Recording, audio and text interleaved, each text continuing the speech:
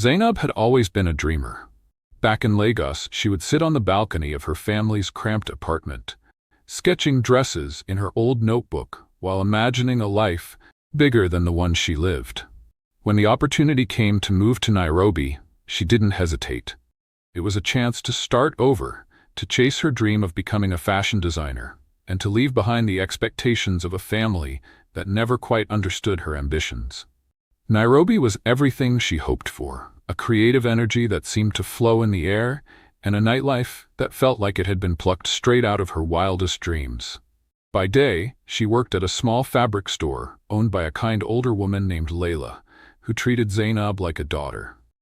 By night, Zainab and her best friend Nadia explored the city's vibrant clubs and lounges, losing themselves in the music and the lights. Nadia had been Zainab's closest friend since they met during their first year of university. Nadia, half Nigerian and half Kenyan, was studying medicine, a career path her family had planned for her before she even learned to walk. She was quiet and thoughtful, the kind of person who could listen for hours without interrupting, but Zainab often sensed a sadness in her that Nadia never fully explained. "You're too bold for your own good?" Nadia would say whenever Zainab dragged her to a new club or convinced her to try something outside her comfort zone. But Zainab knew Nadia loved these little adventures, even if she would never admit it. Their group of friends was small but tight-knit. Chike, the jokester of the group, was always teasing Zainab about her extravagant plans. "When you're famous, don't forget us little people," he'd say with a wink. Then there was Kemi, who was older and wiser, always ready with advice that Zainab rarely heeded. "You need to slow down, my dear," Kemi warned one night after Zainab talked about staying out late and skipping meals to save money. "Life is not a race. If you burn out, what will you have left?" But Zainab had no time for slowing down. Life in Nairobi was expensive, and every coin she saved brought her closer to her dream of opening her boutique. Besides, the nights out were her way of escaping the monotony of her day job and the ever-present doubts that whispered she might not succeed.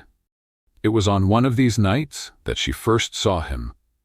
The club was packed, the air thick with the smell of sweat, perfume, and alcohol. Zainab loved places like this, the music pounding so loudly you could feel it in your chest, the kaleidoscope of lights dancing across the room, and the carefree energy that made you forget everything else. She was leaning against the bar, sipping a drink Nadia had reluctantly bought for her, when a voice over the speakers commanded the crowd's attention. "Ladies and gentlemen," the MC announced, "give it up for DJ Malik." The cheers were deafening as a tall figure stepped behind the DJ booth. Malik had a way of owning the room without even trying.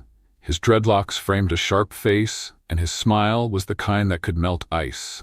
The moment he started spinning, the energy in the club shifted. The crowd moved like one organism, and Zainab found herself caught in the wave.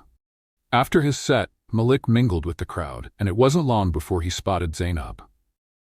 He approached her with an easy confidence that made her heart race. "You look like someone who knows good music," he said, his voice low and smooth. "I know a good DJ when I hear one," Zainab shot back, her boldness surprising even herself. Their conversation flowed effortlessly, and by the end of the night, Malik had her number.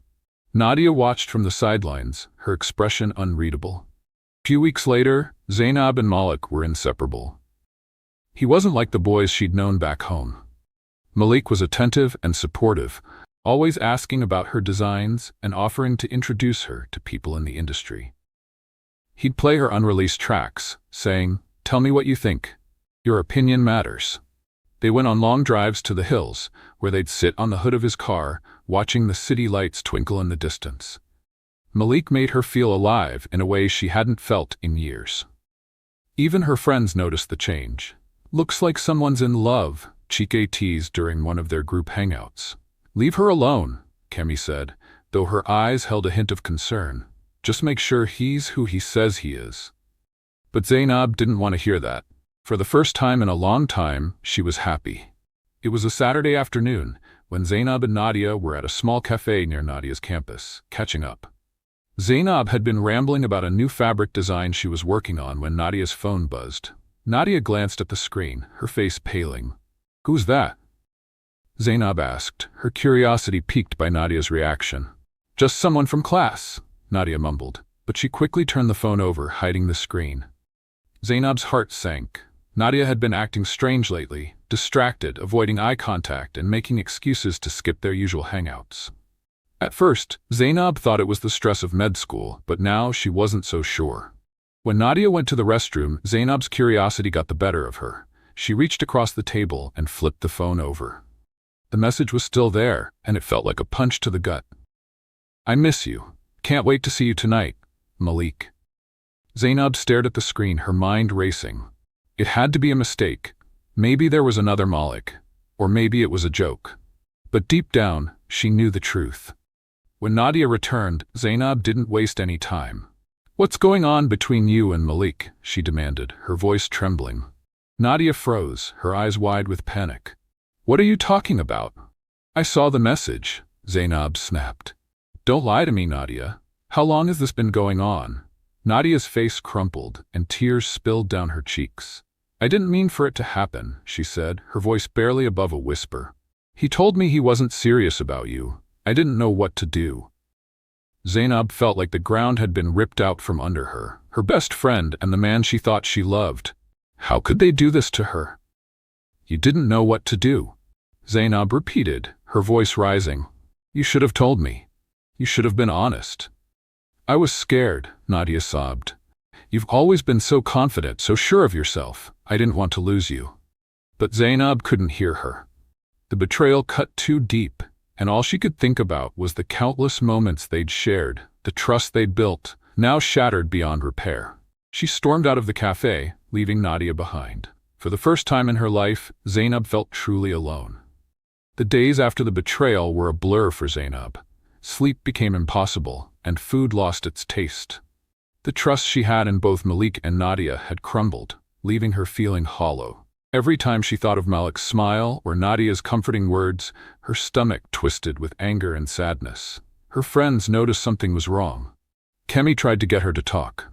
You're not yourself, Zainab. What's going on? I'm fine, Zainab lied, her voice shaky. But she wasn't fine. One evening, as she sat alone in her tiny apartment, scrolling through old photos of her and Nadia laughing at a beach, she felt the anger boil over. She couldn't keep quiet anymore. She had to face them, to demand answers, to let them know how deeply they had hurt her. She grabbed her phone and texted Malik. We need to talk. Meet me at our usual spot in an hour. Her hands shook as she sent a similar message to Nadia. The cafe where they had shared so many happy memories now felt cold and unfamiliar. Zainab sat by the window, her heart pounding as she waited. Malik arrived first, looking confident as ever, but his smile faltered when he saw her expression. What's going on, babe? He asked, sliding into the chair across from her. Don't call me that, Zainab snapped, her voice sharp. Nadia will be here soon, then we'll talk. Malik's face darkened, but he didn't argue. Moments later, Nadia walked in, her eyes puffy from crying. She hesitated at the entrance, her gaze flicking between Zainab and Malik before she sat down. The silence between the three of them was heavy. Zainab broke it first. How could you? She demanded, her voice cracking. Both of you. How could you betray me like this? I didn't mean for this to happen, Nadia said quietly, tears streaming down her face. Malik leaned back in his chair, his arms crossed. It's not that simple, Zainab. You don't understand. Don't you dare, Zainab said, her anger flaring. Don't you dare act like you're the victim here. Malik sighed, running a hand through his hair. Look, I care about you, Zainab. I really do, but things got complicated. Nadia and she is pregnant and I love her. Don't you dare blame this on complications. Oh wait, she's even pregnant. Zainab interrupted, her voice rising. You've made your choice, Malik. Both of you did. Nadia sobbed harder, covering her face with her hands. I didn't know how to tell you, she said. I didn't want to hurt you. Well, congratulations, Zainab spat. You succeeded in doing exactly that. The argument escalated, voices rising and accusations flying until the cafe staff asked them to leave. Out on the street, the tension was palpable. This isn't over, Zainab said before storming off. She didn't know where she was going, but she knew she couldn't be around them any longer. The rain started as a light drizzle, but by the time Zainab reached the bus stop, it was pouring. Her clothes clung to her skin, and the cold seeped into her bones. She pulled out her phone, hesitating before calling a cab. As much as she hated to admit it, she didn't want to be alone. Malik's car pulled up beside her before she could decide. He rolled down the window, his expression a mix of frustration and concern. "Get in, Zainab," he said. "I don't want to talk to you," she replied, turning away. "Please," Malik said, his voice softer now. "It's not safe out here. Just let me take you home." Against her better judgment, Zainab got in. The car was warm, but the tension between them made it feel suffocating. They drove in silence for a while, the only sound the rhythm of the rain against the windows. "I'm sorry," Malik said eventually, his hands gripping the steering wheel. Zainab didn't respond. He sighed. "I know I messed up. I didn't mean to hurt you." Zainab finally turned to him, her eyes filled with tears. "You didn't just hurt me, Malik. You broke me. I thought you loved me." Before he could realize that he had been distracted, the sound of tires screeching filled the air.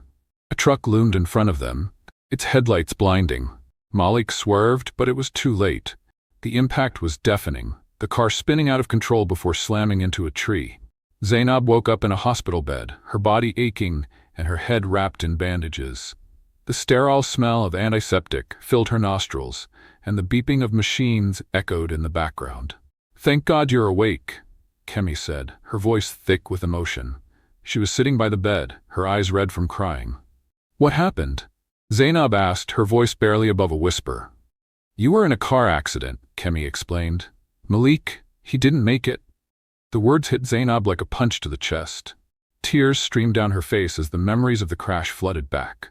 A few days later, Nadia visited.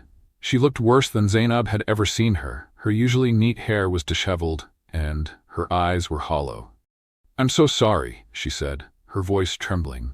Zainab didn't respond at first. She stared out the window, her heart heavy with grief and anger. But as Nadia continued to apologize, Zainab realized something. Holding on to the anger wouldn't change what happened. "I forgive you for your unborn child's sake," she said finally, her voice steady but sad. "But I need time to heal." In the months that followed, Zainab struggled to move on.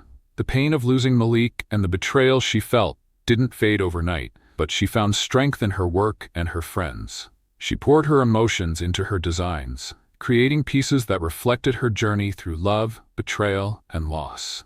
The experience taught her a painful but valuable lesson. Love can be beautiful, but it can also be devastating. She also realized that any relationship where love is not reciprocated is not meant to be. I hope you enjoyed the story. If so, please like the video, share it with your family and friends, comment on it, and don't forget to subscribe to the channel and tap on the notification bell for more interesting stories like this one. Goodbye.